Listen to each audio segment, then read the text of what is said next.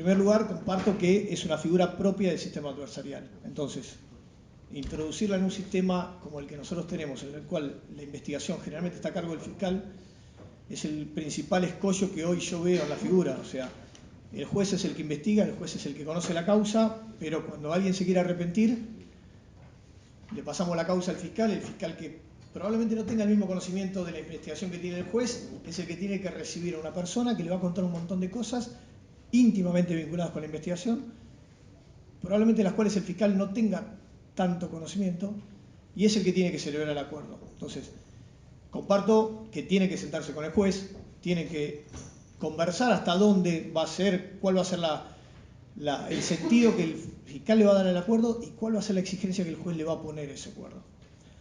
Pero supongamos que la investigación está delegada, que es en los casos, a mí me toca estar a cargo de una procuraduría, nosotros tenemos la oportunidad de trabajar con causa delegada y trabajar con investigaciones propias, ¿no? En una etapa que suele ser de 4 meses, en la cual reunimos la prueba que entendemos suficiente como para considerar sospecha suficiente de un delito y ahí la judicializamos. Y ahí lo que pedimos al juez que recibe la denuncia es que la delegue para que nosotros podamos seguir trabajando en el marco de un sistema mucho más. Trabajé 23 años en el Poder Judicial y llevo 5 años en el Ministerio Público. Y como secretario de un juzgado federal, iba a los allanamientos y al policía con el cual había estado todo el día anterior coordinando los allanamientos lo tenía que saludar con señor comisario. El día anterior nos damos un beso y un abrazo, ¿no? Tener que mostrar esa falta de conocimiento cuando lo teníamos. Lo mismo que hablar con un imputado o ofrecerle al propio imputado, en el marco del 29 ter de la vieja ley, que se arrepintiera. Entonces el defensor te miraba y te decía, pero lo estás extorsionando. No, le estoy ofreciendo que se arrepienta. Entonces, de hecho tuve una denuncia penal de uno de los abogados porque como secretario del juzgado le hice saber de las previsiones del artículo 29 ter. Como fiscal no me pasa eso, como fiscal tengo más libertad de sentarme con el imputado, sentarme con el abogado defensor de una manera previa a que el juez lo entreviste y conversar. Nos ha pasado, me ha pasado concretamente una vez que una persona se presentó en la oficina con un agujero de bala en la campera, con 4 chiquitos al lado y la esposa, a decirme que él era parte de una organización narcocriminal, que lo estaban reclutando para hacer un transporte de Formosa hasta acá, que él no quería, porque sabía que después lo iban a matar. Entonces, que él venía a confesar todos esos delitos y que nosotros lo cuidáramos. El doctor Lagos asiente porque sabe de qué estoy hablando. Esa persona, lo primero que nos planteamos nosotros, esa persona fue antes de la reforma, fue para octubre, en el medio nos cambió la ley. Nosotros lo primero que planteamos es, bueno, pero usted tiene que ir a un juzgado. No, me dice, yo no voy a ningún lado, me pasearon por todas las oficinas del mundo y terminé acá. Si usted no me recibe la denuncia, usted no me toma declaración, yo lo denuncio a usted. Entonces nos sentamos y dijimos, ¿cómo escribimos esto? Porque yo soy fiscal, tengo un tipo que me va a reconocer un montón de delitos y lo más probable es que después a mí me denuncien porque le tomé esa declaración. Y empezamos a escribir. No hicimos un acuerdo arrepentido porque no teníamos que imputarle, que hecho imputarle. En cualquier acuerdo arrepentido lo primero que hay que hacer es hacerle saber el hecho que se le imputa para que él pueda, y corrijo, no arrepentido sino colaborador, él pueda brindar información. Hicimos un acta, no bajo juramento, relatamos todo eso, iniciamos una investigación preliminar. La persona lo que me decía era el lugar donde estaban 200 kilos de marihuana y donde había 2 armas de fuego. Y me decía que esas 2 armas de fuego habían sido utilizadas por la propia organización para matar a 2 personas. Empezamos a chequear la información por las propias bases abiertas, cotejando internet, llegamos a los 2 hechos, a los 2 homicidios, corroboramos la existencia del homicidio, lo de rigor que uno hace cuando le viene este tipo de información, y fuimos a un juez. La jurisdicción era en la provincia de Buenos Aires, y fuimos a un juez a plantearle el caso. El juez dijo, bueno, lo primero que pedimos fueron los allanamientos y las intervenciones telefónicas, porque la persona aparte me daba todos sus contactos del teléfono, que eran todas las organizaciones. Allanamos, encontramos las 2 armas, la droga no la pudimos encontrar porque evidentemente ya la habían movido del lugar.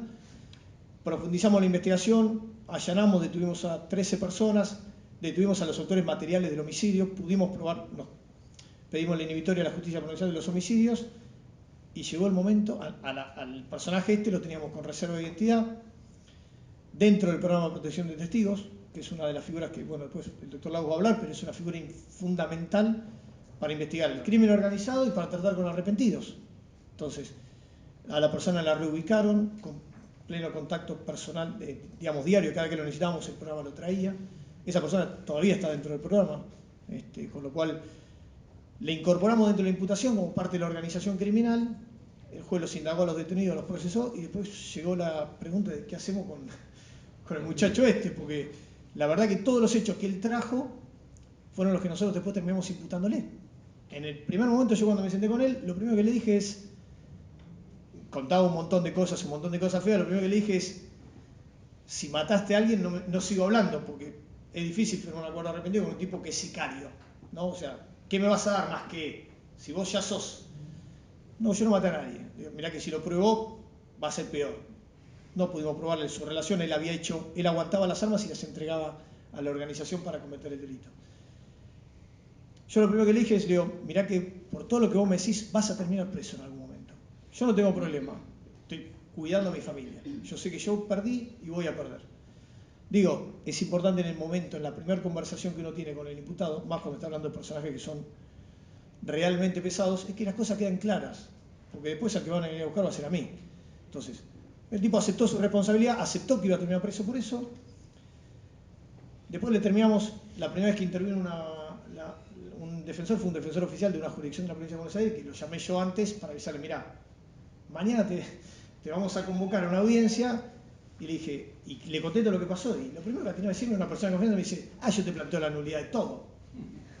Digo, ¿por qué no te sentás con tu cliente primero? Digo, pues por ahí tu cliente no quiere plantear la nulidad de todo.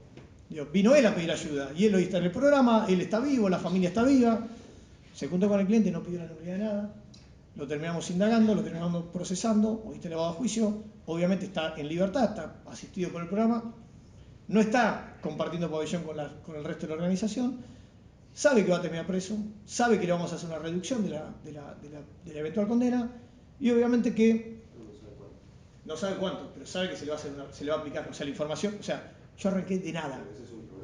Está bien, pero en este caso en concreto, que es cierto lo que dice Diego, que ahora voy a profundizar en eso, en este caso en concreto le va a aplicar, porque yo arranqué de cero. O sea, el Estado no sabía nada, no sabía ni que existía esta organización. No es que ya la teníamos. Entonces, es el ejemplo de que se puede arrancar de cero. Yo ahí en una de las presentaciones que planteaba es, ¿cuándo se puede arrepentir a una persona? En cualquier etapa, inclusive sin proceso. Yo lo puedo iniciar como fiscal el proceso. Distinto es si se presenta ante un juez, porque el juez no tiene ningún elemento en el cual recibirlo. Nosotros como fiscales podemos iniciar una IP con eso. También después veremos si la judicializamos en una jurisdicción o en otra. Pero la realidad es que se puede. De hecho, se convalidó, no fue apelado, fue confirmado por la Cámara, todas las resoluciones. Es en la jurisdicción de Loma de Zamora, o sea, es una jurisdicción acá cercana, y eso se puede. En lo que dice, a lo que apunta Diego, es una gran realidad que también nos trae problemas, por lo menos a los fiscales de primera instancia, que, insisto, somos míseros fiscales de primera instancia, es que nosotros celebramos un acuerdo de arrepentido con una persona y a la que no le podemos garantizar qué va a pasar en la etapa de debate.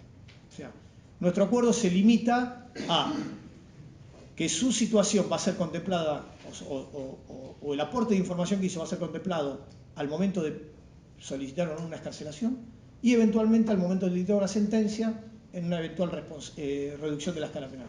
En cuanto, yo no me puedo comprometer a decir un monto o si va a haber esa reducción. Eso ya queda a criterio de los fiscales de juicio. Entonces, y los jueces de tribunal. Entonces, eso sí es un gran problema. Y le sumo otra cuestión, en una jurisdicción que no voy a decir cuál es, nosotros en primera instancia con el fiscal, yo no trabajo nunca solo, yo siempre trabajo con un fiscal de cada jurisdicción, con lo cual cada acuerdo que firmo lo firmo con otro fiscal, con lo cual somos dos fiscales firmando acuerdos. Firmamos un acuerdo de imputado colaborador, esa persona nos dio información. Esta persona le habíamos encontrado 30 kilos de cocaína acá en Capital, ¿no? Y esa persona dijo, bueno, yo esta cocaína la traigo de tal lugar con tal gente y la llevo a España con tal gente. Entonces nos dio dos líneas distintas de investigación y en el medio nos dijo, y además, cuando yo la corto, compro los precursores acá. Nosotros con esa información iniciamos dos investigaciones. Por ahí está. Iniciamos dos investigaciones. En el medio, ese es atrás, ahí está. En el medio, la causa contra esta persona avanzó, se fue a juicio, los fiscales de primera instancia que habíamos celebrado el acuerdo de colaboración perdimos control sobre la situación, pero seguimos trabajando, porque estamos dentro del año, en las dos causas en las cuales nos había dado información. En una secuestramos 30 toneladas de precursores químicos y procesamos, ahí ven, son la de los precursores en la de arriba, ¿no? 4 personas, con 2 depósitos con 30 toneladas de precursores. Cuando pasó eso, vino a verme el defensor, el abogado defensor del arrepentido, me dijo, ¿en qué está la causa? Le digo, no, ya pudimos hacer los procedimientos, están procesados por el juez. Me pidió copia del procedimiento y me dijo, bueno, voy a pedir la excarcelación en el debate, en el juicio. Ok, le digo, yo le voy a mandar toda esta información al fiscal de juicio para cuando vos pidas la excarcelación, todo haciendo honor al pacto que habíamos firmado, de evaluar la situación de libertad al momento de que corroboráramos la información. Yo le mandé hablé con el fiscal, le mando un informe pormenorizado de toda la información que el tipo había dado, de lo que no se vea. La contestación del fiscal fue, ¿pero están procesados con prisión preventiva o sin prisión preventiva? No, con prisión preventiva. Ah, bueno, pero entonces no me importa, porque no están presos. Está bien, pero secuestramos 30 toneladas de precursores químicos y tenemos 4 tipos. No, no me alcanza. Bueno, dictaminó en contra de la excarcelación. Seguimos trabajando y en la otra causa acabamos de tener a 10 personas con 200 kilos de marihuana en un barco, viniendo de Paraguay. Tuvimos que abordar el barco en jurisdicción de Morón para poder hacer el secuestro. Entonces ahora lo llamé y le dije, fue hace 15, 20 días el procedimiento. Lo llamé y le dije, bueno, ahora tengo 10 tipos procesados con prisión preventiva y 200 kilos de marihuana. ¿Alcanza? Para hacer honor, porque yo di mi palabra y el fiscal de primera instancia la dimos y no se respetó en segunda instancia. Entonces, insisto, el sistema acusatorio adversarial plantea además que el Código Nuevo plantea que el fiscal que inicia la investigación es el mismo que va al juicio. Entonces, el que firma el acuerdo, es el que va a sostener esa acusación en el debate. En crimen organizado, ¿cuál es la ventaja de tener un colaborador? Que es la única persona que conoce la estructura criminal de dentro. Olvídense de la causa común, olvídense del hecho simple. Vamos a una empresa criminal. Porque el crimen organizado es una empresa criminal. Y lo que es narcotráfico son empresas. O sea, claramente quien se dedica, cualquier organización que se dedica a traficar droga, busca un beneficio patrimonial. Entonces es una empresa criminal. Bueno, como una empresa, dentro de la empresa tiene distintos sectores, distintos estamentos con distintos roles. Bueno, cuanto más asciende en la cadena de responsabilidad, cuando uno llega a aquellas personas en las segundas líneas, esa persona tiene información de todo, tiene información de arriba y de abajo. Nosotros cuando investigamos, cuando vamos a procesar a esas personas, apuntamos a esos eslabones. Buscamos dónde, de esas 3, 4 personas, cuál es la que más probabilidades tiene de arrepentirse. ¿Cómo? Básicamente, primero a ver si conocemos al abogado que trabaja, que asiste a esa persona. Porque obviamente en este nuevo rol o en este nuevo paradigma, los abogados defensores, los defensores oficiales, tienen un rol importante. O sea, porque un acuerdo de arrepentido puede ser muy beneficioso para el imputado. Yo hasta hace 2 o 3 semanas veníamos negociando un acuerdo de arrepentido con un imputado y el abogado me decía, es una causa de lavado, porque cuando uno se va de las causas típicamente de narcotráfico, los abogados ya cambian un poco, porque en la causa narco el abogado ve enseguida la libertad o la posibilidad de libertad, pero en una causa de lavado, sin detenidos, el abogado me dice, me cuesta horrores tener que hacer arrepentir a mi cliente.